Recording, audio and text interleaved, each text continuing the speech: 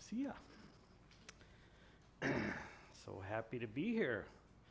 I was just going upstairs for a minute, and there's a bunch of kids up there. I thought, wow, I got to go down and hang out with the old people. Oh well. Looks like they're going to have a good time.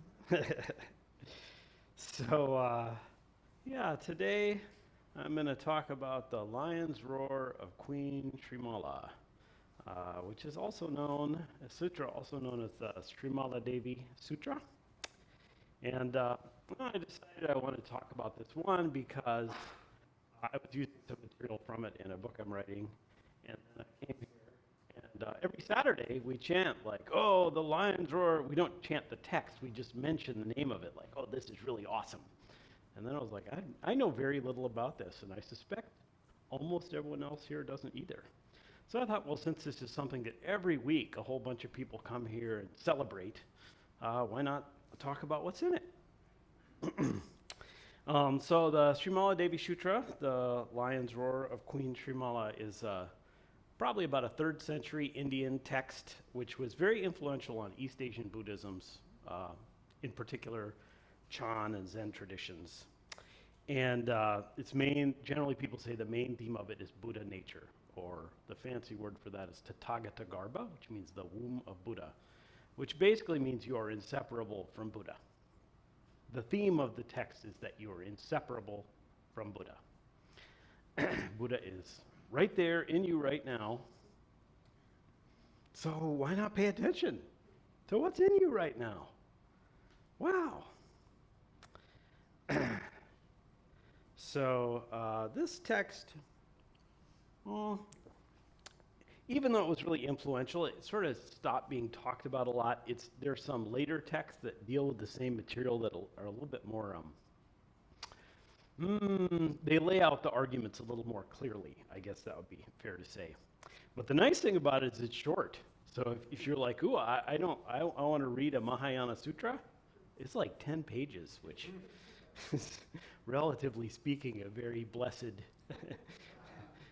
experience.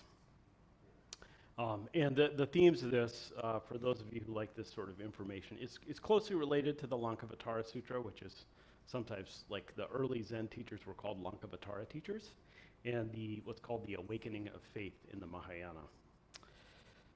So it is distinctive in that there are many, many sutras where there are women who teach Dharma, but it's probably, of all the sutras I've ever seen or heard of, it's the one where a woman's voice is most central. So basically it's just a conversation between Queen Srimala and Buddha. Her parents say, wow, you're really amazing, I'll bet you could teach the Dharma. And then the Buddha shows up and says, yeah, you sure can. And then she does. It's kind of like that. And then she kind of checks in with him, am I getting this right? And he says, oh yeah. So it's like that, kind of the vibe. So, I'm going to be teaching a class on the Four Noble Truths coming up. And, the way I will structure that class is based on the way the Buddha's first teaching about the Four Noble Truths is structured, which is that he doesn't teach the Four Noble Truths at first. He teaches the path to liberation, and then he teaches the Four Noble Truths as an explanation for why you should engage in the path of liberation. And this is actually a similar formulation that happens in the Srimala Devi Sutra, because it's going to talk about Buddha nature, which is why you should engage in the path of liberation, because you're already Buddha, so why not act like one? But it starts by talking about practicing the 6 paramitas. So in early Buddhism, the main path model is the Eightfold Path, and in Mahayana, the 6 paramitas are the main path.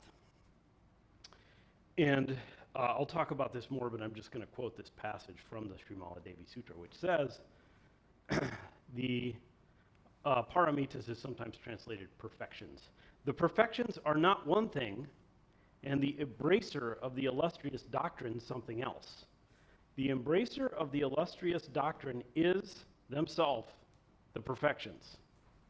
So that is to say, the person who is doing the practice of liberation is the person who has embraced the Dharma, or Buddhism, and those are not separate things, and you're not separate from your activity. So anyway, the six paramitas, worth knowing what they are. Shila, or I'll go in order, the normal order. Dana, which is giving. Shila, which is ethical conduct.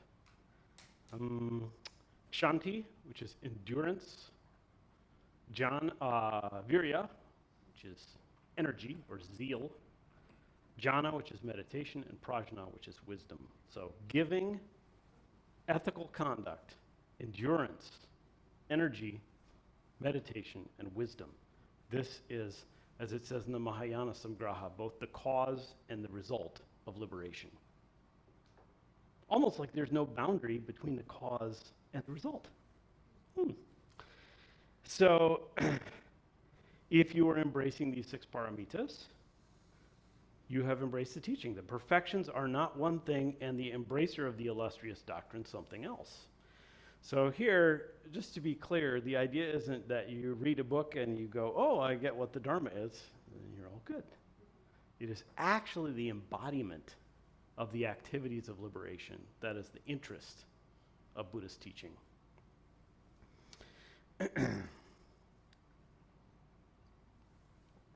But I'm going to talk a lot about boundarylessness today, so get ready. So here, we're talking about, as he says, the embracer of the text says, Srimala Devi says, the embracer of the illustrious doctrine is themselves the perfections. So when you engage in giving in the way that Buddhism is invite you to engage in giving, there's not a you that gives. There's not a person who does a thing. There's just the thing, just giving. So there isn't a boundary between the self and the activity and the Dharma.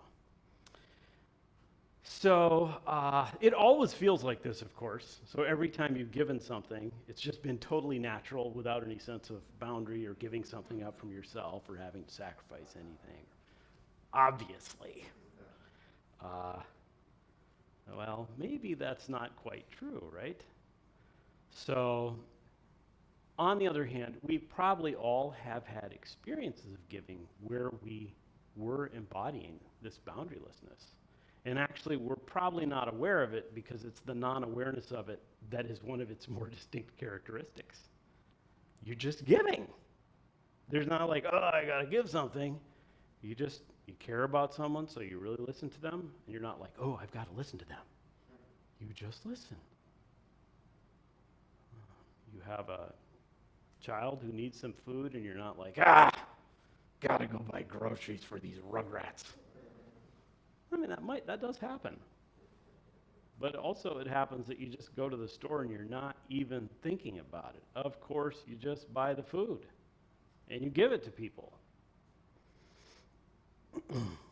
So the boundarylessness of giving that this sutra is talking about is not some mysterious foreign thing. It's common and natural. And all of the elements of the Dharma that are being celebrated here are natural capacities of human beings. So,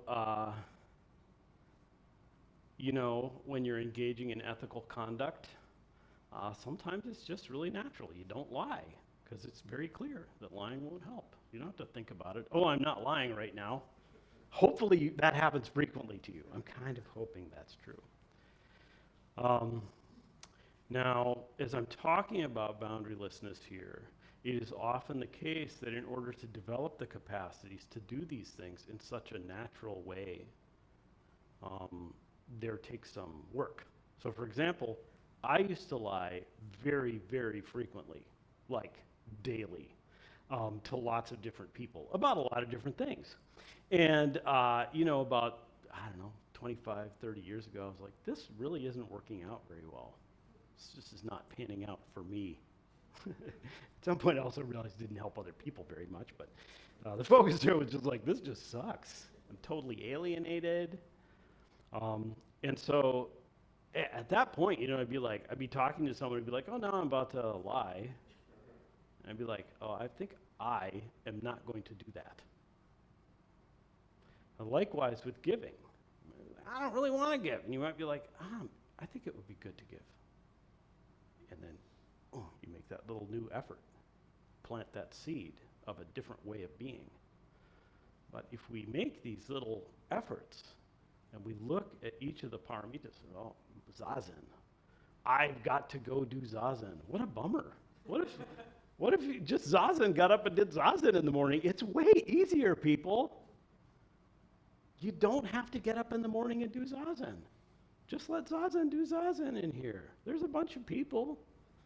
It's beautiful. But you might have to start out. Oh, now I'm going to build my list. I've got to, okay, for the next week, I'll sit 20 minutes a day. Yeah, that's good. It's probably necessary.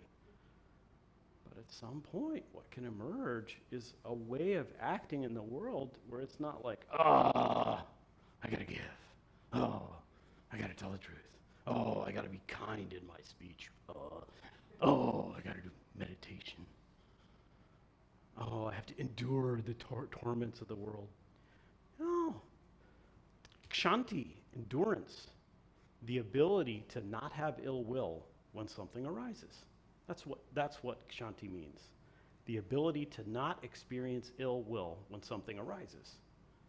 And you might, we get, I'm going to learn to accept things. Well, that's a dangerous path. But we can learn to be non-reactive so that when something difficult arises, we don't have to hate. We don't have to experience anger or aversion. It can just be, it's like this.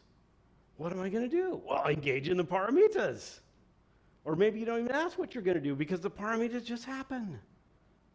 And you give your awareness away. You tell the truth. You do something that's actually conducive to liberation. So as these boundaries between the self and your activity disappear, it becomes less a life of this friction where you're like, I did all these things and now I'm tired. Right? I did all the things and now I'm tired. It can just be like, something happened. What was that? The paramitas happened.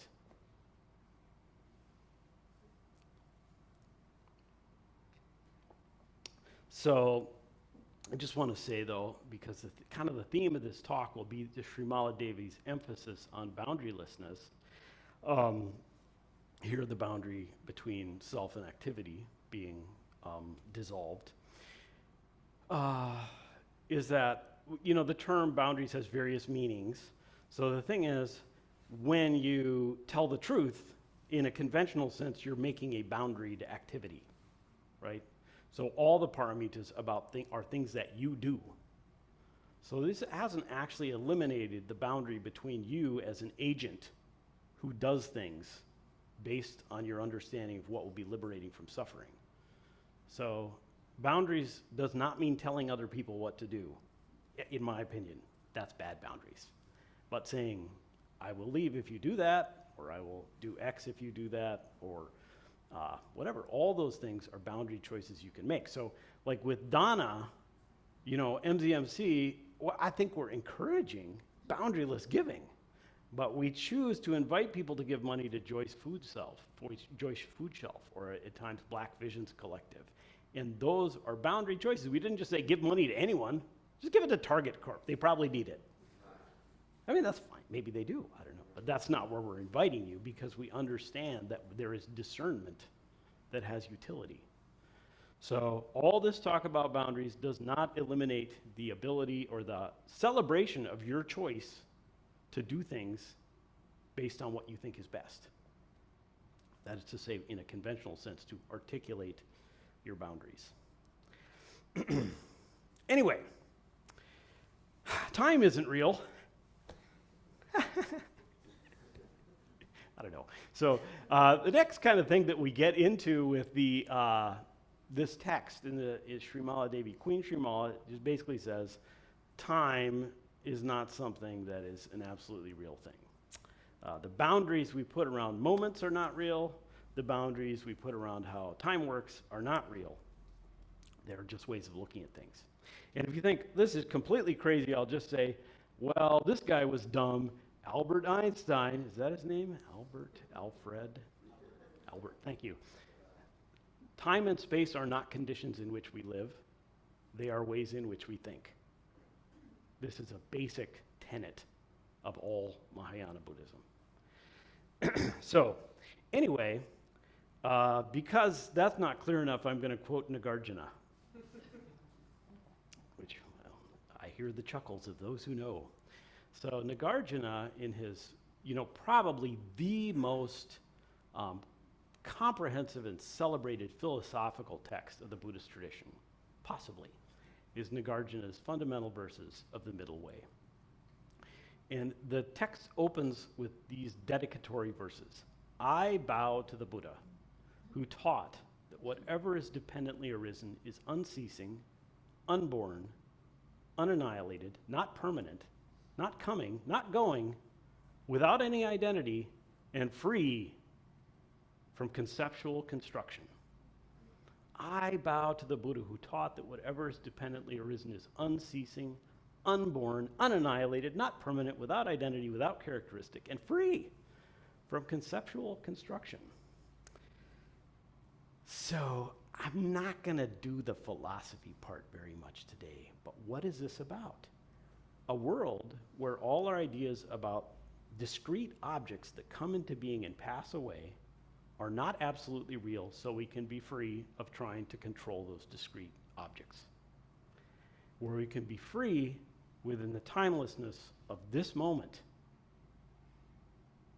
boundaryless, without a boundary between self and other and self and activity, and the paramita can just happen, just giving, just non-ill will with what's arising, also known as kshanti or endurance. Just meditation. Wow. That's what meditation is usually like, right? No, maybe it's like, why are you there, you evil thought?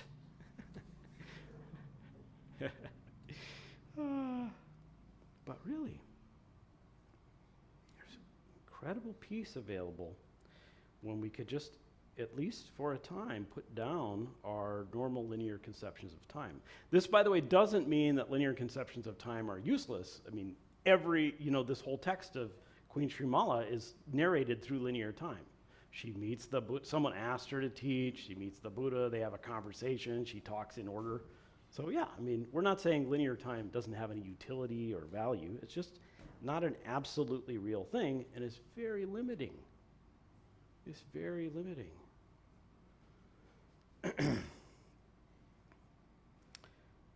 And just to also just kind of put the philosophy in relatively simple terms, our mind tries to make what is a total unknowable flux into something that we can manage. And so we're like, because I happen to conceive of things in moments, they must be real and separate from the past and the future. And then because I'm remembering stuff, or I have some ideas in my head about things I think I remember from the past, those things must have been in the past and lead in some logical order to what this will be and produce the other thing. So that's cool. It's pretty neat. You know what I mean? I don't know if birds do it. I don't know. But, human beings tend to seem to, and it's cool. But it's not the absolute truth. And it's limiting in various ways, in large part because it sucks when things go away that we don't like. We feel sad. And we feel sad because something that isn't absolutely real we think it's affecting us. But we can be like, oh, that's not absolutely real. There are other ways to view this.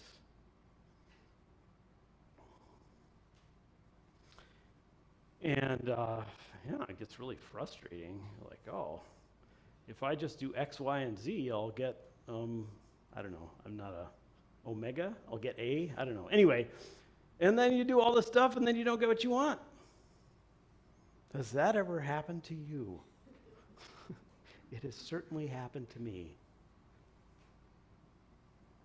And as I'll often say, so many people I meet here, people have profound and amazing transformations through Zen practice and being part of a community of people who really want to be well and learn how to do that. It's pretty great, but I don't know, sometimes people are just, they go to meditation, they go to therapy, they go to the 12-step group, they try and figure out how to live right, and they're still just depressed, anxious.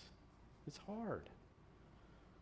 And when that happens, or when we feel that way, we're like, I've been trying to get the school system to do this thing that they're not doing for 30 years, and it's still worse. It happens.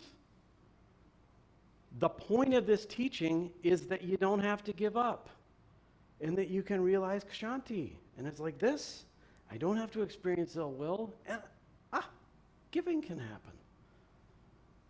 I'm not saying you should feel bad if you have ill will, or you should feel bad if you're exhausted or despairing. I'm just saying there's something else possible. Mahayana teachings are really, really into the possible, the possibility of liberation. How vast it can be. Well, maybe we can make some little changes, you know. What about just like, wow, we have no idea what could happen in this world, and it could be way more beautiful than our little imaginations can make. So at the end of this talk, and all our talks and a lot of other things we do here, we'll chant the 4 Bodhisattva vows. Beings are numberless, vowing to free them. Delusions are inexhaustible, vowing to extinguish them. Dharma gates are boundless, vowing to enter them. Buddha's way is unsurpassable, vowing to become it. This is impossible stuff. That's the point. It's boundaryless. There's no boundary around the limit of the vow we're making. It's not like, I just want to get a little better at not being a jerk. Well, that's not bad. If that's where you're at, I bow to you. That's good. But wow, we can keep opening up. You should be, it can be like this. That vow is like it can turn you into a balloon. Then you just float into the sky.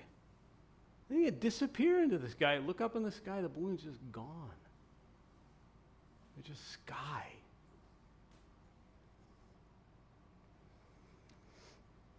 Queen Srimala says, because the Tathagata, which means the Buddha, because the Tathagata does not dwell within the limits of time, the Tathagata, Arhat, Samyak Sambuddhas dwell at the outermost limit. The Tathagatas do not have a time limit for their compassion, for their pledge to heal the world. This is why timelessness is the central theme of Buddhism, to free us from thinking in these limited terms about what we can give away and what can be possible. Not dwelling in the limits of time. They do not have a time limit for their compassion. Ooh, I think I have a time limit for my compassion. There's some people I'm like, I'll give you 5 minutes and then I'm out of here. That's okay. I could be like, I can't tolerate, it's too hard for me to be with you, so I'm out of here. That's okay. But can I try and find some compassion for me? And then perhaps them in that situation. Then maybe that naturally arises, and then there's no boundary between the self and the compassion. So this is a big theme of the Queen Srimala text, is this timelessness of the Buddha. And this is kind of wild. I think I'll read this real quick. When people exclaim, for the world's benefit, the Buddha has compassion without temporal limit, has the pledge, the vow, without temporal limit. That's what we make at the end of this talk. When the people say that, they refer to the Buddha himself. When people exclaim, for the world's benefit, this person is the refuge with imperishable nature, permanent nature, steadfast nature. They refer to the Buddha himself. Lord, since that is the case, the Tathagata, Arhat, Samyak Sambuddhas in the world without refuge and without a protector are the imperishable refuge, the permanent refuge, the steadfast refuge at the outermost limit. Okay, well, that was an easy passage, by the way. Reading these old texts is challenging, I know. What they're saying is, as she builds her argument for Buddha nature, she's saying, if you feel this timeless compassion and commitment, that's what Buddha is. That's all Buddha is the timeless commitment to liberate beings, to never give up. That's all it is. It's not something else. There's no boundary between that vow, Buddhahood, and if a person is manifesting it, There's no boundary. They're Buddha.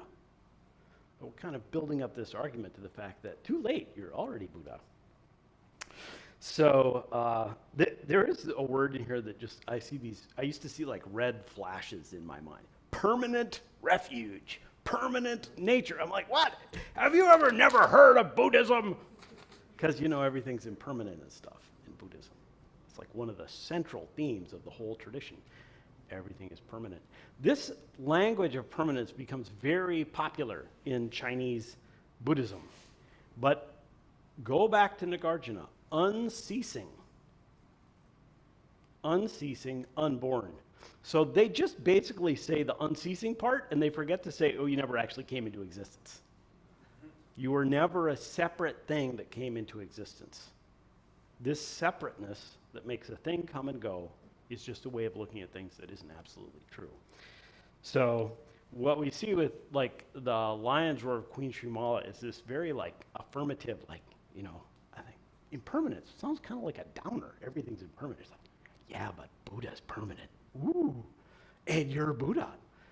It's just a much more positive rhetoric. So in general, as you move Buddhism into China, there's a tendency to turn things, use the same philosophical things, and emphasize the positive side. So, this is just about getting more free, not waiting for liberation, not getting frustrated when you don't get what you want, but just being able to just see what's here, what's heard, seen, smelled, sensations in the body, thoughts, emotions, without some other time or some other activity, just flowing. Okay, so now I want to talk about some more boundarylessness. Boundarylessness through lineage. So we have like a lineal tradition, which means that we celebrate the fact that people have passed down the tradition in a linear timeline. And so every Saturday we chant the name of like, I don't know, a lot of ancestors, 100, 200, something. And the Srimala Devi Sutra is celebrated in the section of our Saturday service that is, I would think we call it the Women Ancestor Chant section. When you chant the lineage, the idea is you call all those people right here. By seeing that there is a lineal transmission, you see that everything in that lineal transmission exists right here. So definitely, my father is dead. There's no doubt about it. I was there when he died. It was terrible. It was a very, very painful process for me. Yes. Also, he's not gone. There isn't any words coming out of this mouth without him. That's a crazy, how would that happen?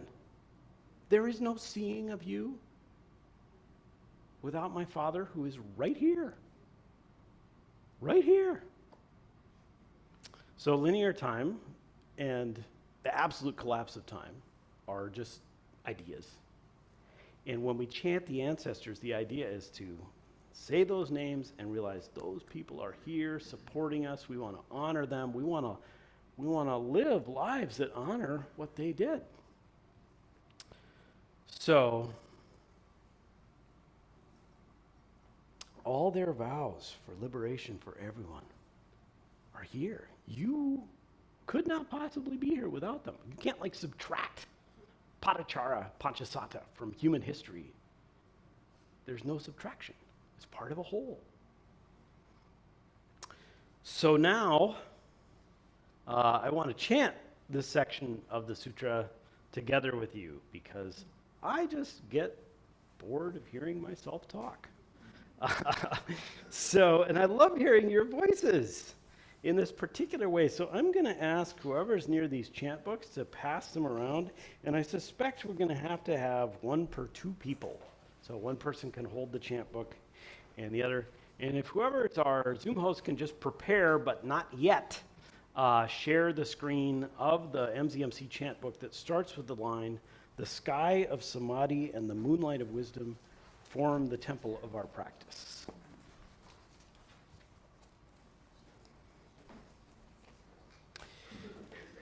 So if you haven't done much chanting here, you haven't done this particular chant, you may want to listen for a minute just to get what we're doing. Is Jay here? Yes. All right.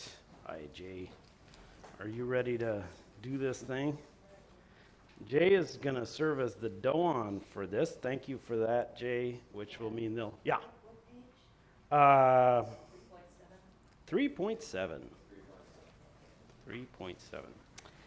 So Saturday service, and the text will start just chanted by Jay, the sky of samadhi and the moonlight of wisdom. So like I say, if you may want to listen for a minute, this particular chant has a pitch change. So it's a Dhamma Chita Vimala Adakasi Abhupala, and so forth.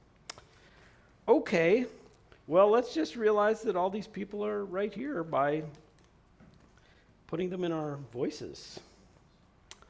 All right, Bernie, if you're the screen sharing wizard, could you share screen at this time? All right, looking good. And Jay, please, if you would lead us. The sky of samadhi and the moonlight of wisdom form the temple of our practice. Our friends and family members guide us as we walk the ancient path.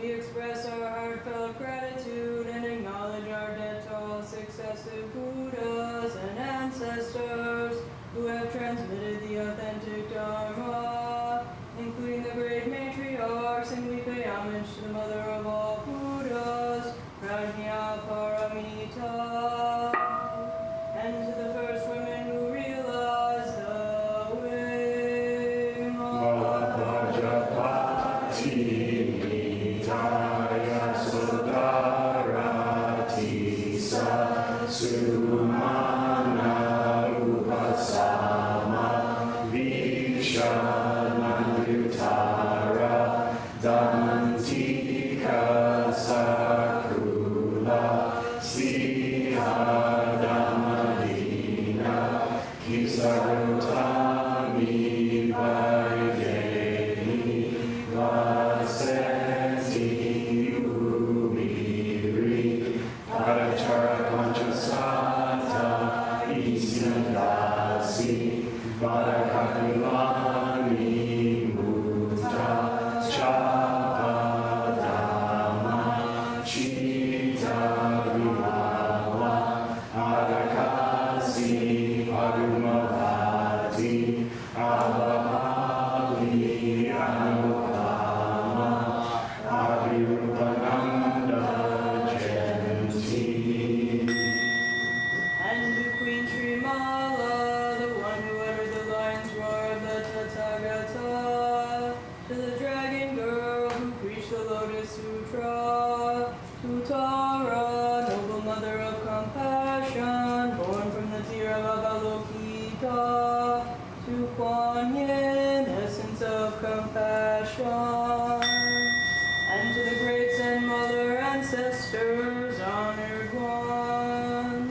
Zom Shi Dayo Sho Mo Shan Dayo Sho Miao Shan Dayo Sho Sho Zen Dayo Sho Yuti Mo Dayo Sho Mo Fokuso Yin Dayo Sho Meisho Enkan Dayo Sho Eni Dayo Sho Shinmyo Dayo Sho Shinso Dayo Sho Jonin Dayo Sho Ninkai Dayo Sho Moshin Dayo Sho Murayo Dayo Sho Ryomenge Sho Dayo Sho Kojima Kendo Dayo Sho Antoku Renkasho Myoke Dayo Sho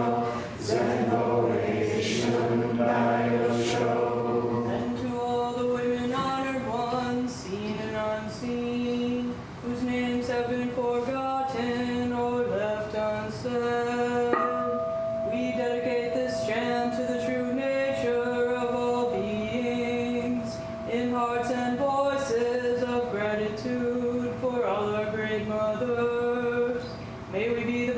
fountain of wisdom for all our great ancestors, and turn the wheel of the Dharma with ever-present great compassion. Hand in hand may we realize the awakened way together. All Buddhas and directions 3 times. All beings Bodhisattva, Mahasattvas, wisdom beyond wisdom,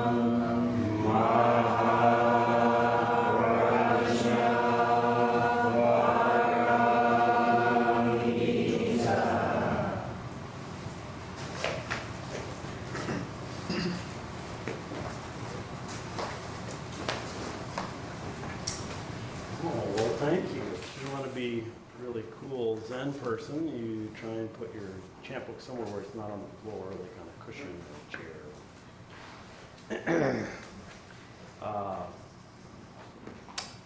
So beautiful to hear you all chanting.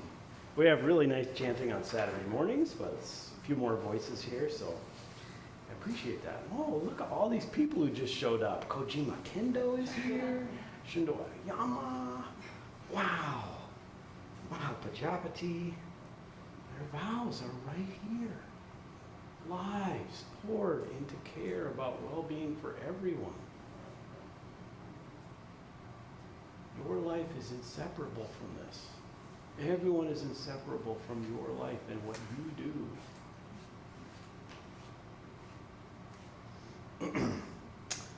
So then this text, people would say the main theme of the Sutra of Queen Srimala is Tathagata Garbha, because maybe it's like one of the earliest expressions of the term that anyone has any record of. Tathagata Garbha. Tathagata means Buddha, basically means thus come, gone. It's kind of like a mysterious term. But anyway, Garbha means womb or embryo. So the womb of the Buddha, the embryo of the Buddha. And this basic idea is that there's no boundary between you and Buddha. That right now, everything that you could consider yourself is already empty of separateness. Hence it's beyond time. Hence it's not controllable or able to control things. It's just naturally the meeting of everything, which is compassion. Oh, pretty cool. Maybe you're like, sounds nice, pal. Have you seen what's going on in here? Yeah, that's Buddha too. That's what this teaching says. Queen Srimala says, and the basic idea is this is already the case and you can learn to know it.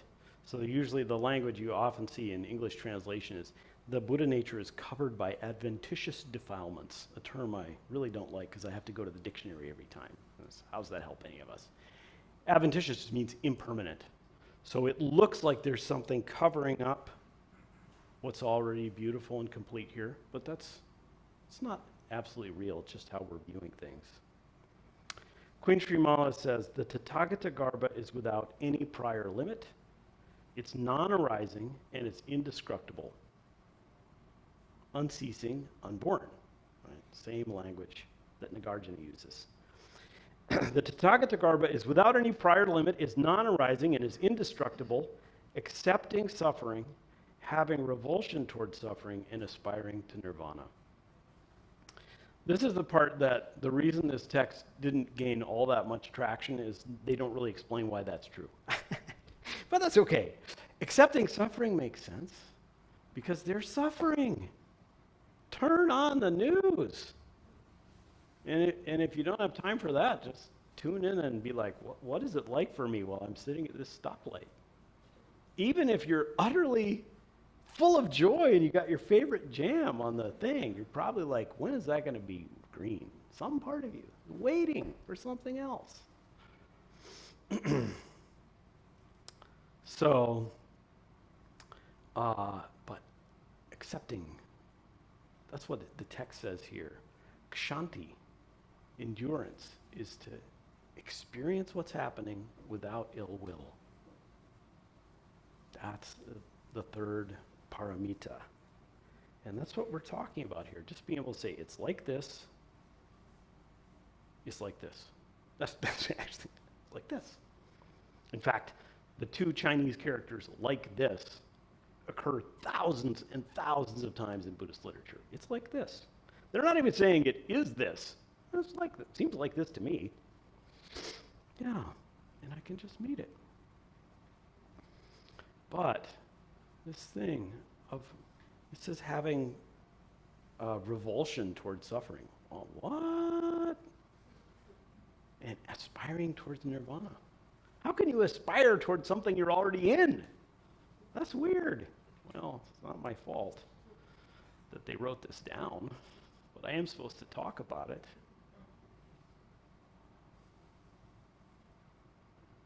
Probably for practical purposes, we can just understand this as things that seem different to us. We have moments where, however it is, we can really meet it with some spaciousness. And there are other moments where I say, this suffering is too much and I really want to do something to end it. And those two can be part of 2 feet that walk.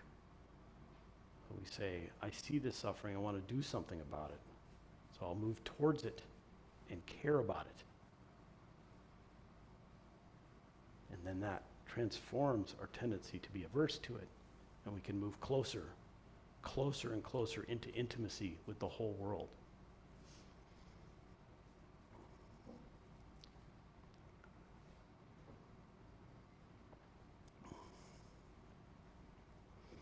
I like this passage. The Tathagata is not the domain. The Tathagata is neither a self, nor a sentient being, nor a soul, nor a personality. The Tathagata is not the domain of beings who fall into the belief in a real personality, to adhere to wayward views, whose thoughts are distracted or overwhelmed by emptiness. So first, personality. Well, it seems like I have a personality. Just ask my family members.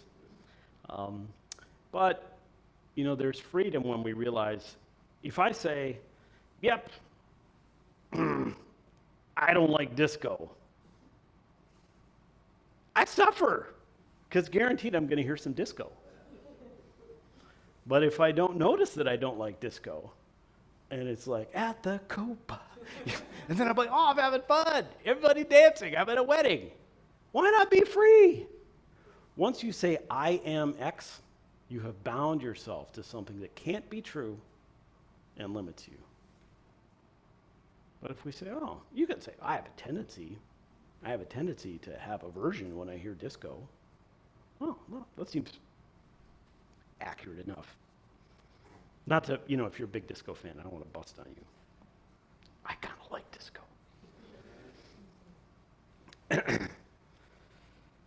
So, whose thoughts are overwhelmed by emptiness. So some different translations say distracted, overwhelmed, bewildered. That's the one I wish I had. Bewildered by emptiness. So, sometimes when we hear these teachings about timelessness, timeless, well, who cares? I don't even worry about anything. So this is not nihilism. This is more like holism. Realizing our disappearing into the whole of the human and the non-human condition.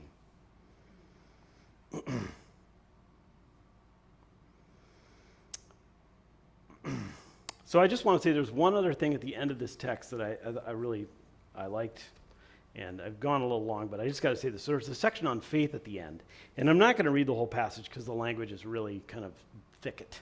But basically, Queen Srimala says, this is really hard to understand. And the Buddha's like, yeah, you're right, it's really hard to understand. And she says, well, this is the deal. Some people will directly experience this. This is important. You can directly experience this. That's the whole point. It's not somewhere else, and it's not someone else. 2, she says, some people will really understand the Dharma cognitively. So they'll hear this talk, and they'll be able to be like, I'm not sure what he was getting at, but I'll go back to the text, and you'll actually figure it out and be like, I totally get it. I could make the logical arguments. Cool. It's very standard in Buddhism. We make two basic appeals: appeal to direct experience and appeal to logic. This is the main grounds for truth claims in Buddhism. So it says, some people will directly experience this, what she's been talking about, boundaryless between self and activity, between time and space, between self and Buddha. Some people will understand the Dharma, and they'll understand this through that means by thinking about it. And some people will be like, I don't get this. This is totally overwhelming, and I can't deal with it. And those people can just use faith. Wow, that's actually how most people have engaged this tradition in human history. I'm not going to figure out Nagarjuna's philosophy, and I'm not going to meditate for thousands of hours and realize total liberation. I'm going to go to a temple. I'm going to bow to that statue of Buddha that represents all these beautiful things, and I'm going to do my best to live the 6 paramitas. Millions and millions of people have embodied the Dharma in that way. So, in practical terms, though, if you're like, I just don't understand what these people are talking about, that is not entirely surprising. And actually, the texts relentlessly say it's likely to be that way, and that's okay. It doesn't mean we should put down logical argumentation as part of the tradition. It can be part, and you can just come here on Saturday, sit Zazen, and embody your total liberation through Zazen, and then do a bunch of bows and chant beautiful things and invoke the names of powerful beings who represent love and compassion and kindness.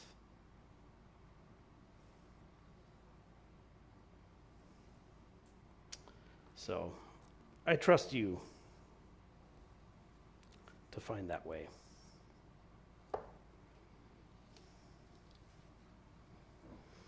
Thank you.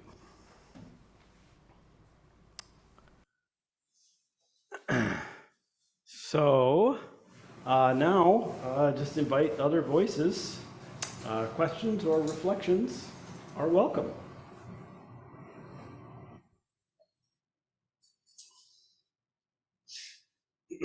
If you're online, you could, probably nice to use the hand raise function, but you could try just unmuting and talking.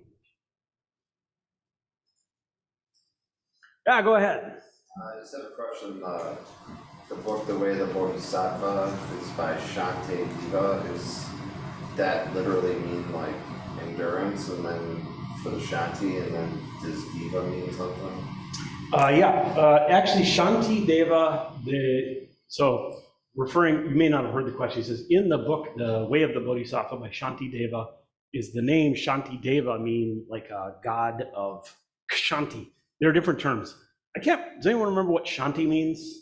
S-H-A-N-T-I? Peace? Oh yeah, Shanti, Shanti, Shanti. Yes, so Shanti means peace. Kshanti with a K, K-S, is the third paramita of endurance. So they're different things. But the Way of the Bodhisattva expounds at length on the paramita of Kshanti, which is the way of the Bodhisattva is to do the 6 paramitas. So it's a big theme in that text. Yeah, go ahead. So you made this distinction between like direct experience and kind of like the intellectual understanding. And I sometimes feel that like the intellectual understanding kind of paradoxically can interfere with or kind of block the ability to directly experience things, especially if you're like thinking about what the direct experience should be. So I guess could you maybe like expand on the relationship between those two things a little bit? Yeah, well, I guess what I could say is a good thing to do is do one and then do the other. That's what I would recommend. Is like, it's great to really engage your powers of cognition to figure stuff out. But boy, isn't it great to take a pause. And actually, for most of the people here, I bet most of us are aware that if you really, really commit to taking a pause, you get like 10 minutes on a good day. It's like the mind really wants to figure stuff out. So Buddhist traditions in general celebrate harnessing the capacity of the mind to orient towards liberation and thinking about how liberation can happen. But then, yeah, I would say but then each one of us maybe has to find a balance. So you might be like, geez, okay, now I'm reading all these tomes and I'm get my head just seems really full.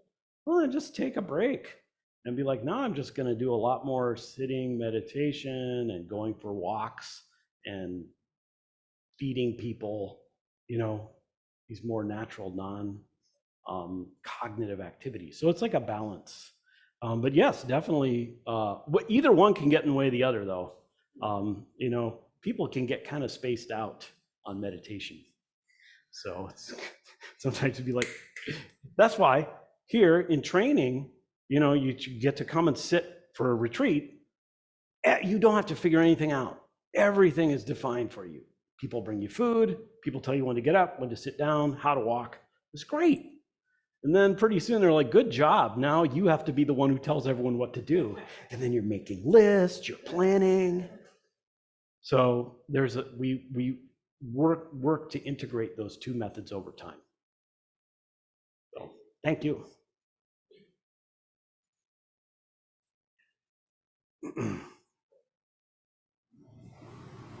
Anyone online want to jump in?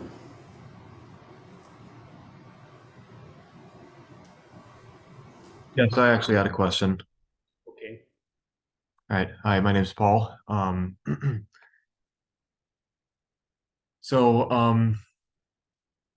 Every few times a year, there's this guy who comes into my store. He's somewhat of a, I guess, conspiracy theorist, and he has also been known for making some anti-Semitic remarks here and there. Hmm. And, I'm wondering if normally my modus operandum is just to, try to avoid conversation with him, but I'm wondering if, by doing that, just if if showing a lack of compassion for him is actually worsening his state, and I'm just kind of wondering if in this age where it's so easy to fall for any sort of misinformation, is it possible to show compassion to potentially bring somebody out of that? Well, just let me just acknowledge like the enormous harm that's been caused by anti-Semitism and is caused daily worldwide in complex ways, sometimes very subtle and sometimes very overt. So since you raised that, just want to acknowledge that out loud. And then say, when it comes to an interpersonal situation where there's a person who you find challenging or maybe doing something harmful, and the question of compassion arises, for me, the first step is to notice how I feel and notice what's going on for me. That's the first locus of compassion. So as Shurto says, turn around the light to shine within, then just return. So then, having done that, I'm less likely to need to project onto the other person a bunch of stuff from my own baggage. And then, compassion means caring about how people feel. So I don't think there's ever a time when it's not useful to care about how people feel. So, with this person, you'd be like, oh, how do they feel? I don't know. You haven't described their feelings, but that would be a subject of interest to me. And then kind of from that grounding, to me, the question becomes, is there some way I can talk to this person that acknowledges that I think that some of the things that he is saying harm people or are part of a pattern of harm, and looking for a context where that conversation can happen, which is, in the context of this talk, is a fundamental component of Shila, which is the second paramita, which is ethical conduct, which includes right speech, which includes directly confronting people or talking to them about things that are difficult in a way that is true, kind, and timely. So those are some ideas for you, and I appreciate you bringing it up. Thank you, Paul.